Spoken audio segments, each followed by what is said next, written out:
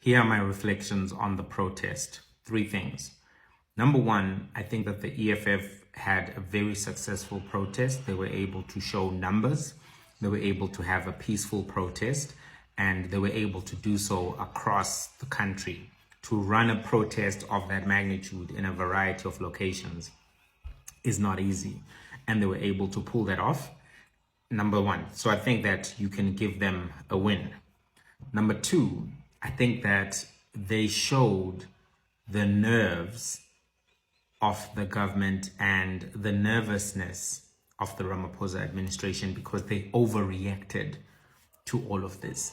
The deployment of 3,500 soldiers at a cost of 166 million rands, the ministers who were making all of the announcements across various platforms for a very long period of time, that showed jitters. It showed real lack of confidence in their man. Because sometimes when you overreact, the public can understand the implications of that.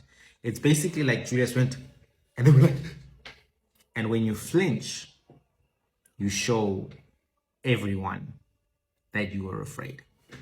So that's number two.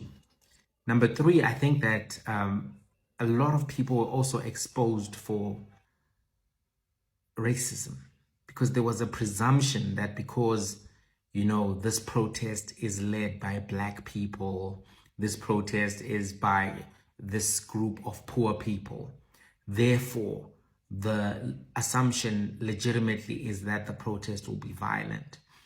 And a lot of the rhetoric about violence is not corroborated by any of the protests that the EFF has had. They have had massive protests for over 9 years where there were no instances of violence.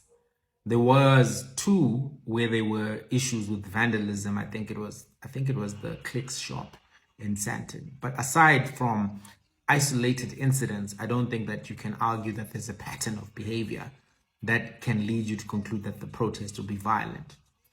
Anyway, those are my thoughts. What are your thoughts about the protest and some of the sideshows that happened? For instance, the fake bomb scare at Soweto Man's house.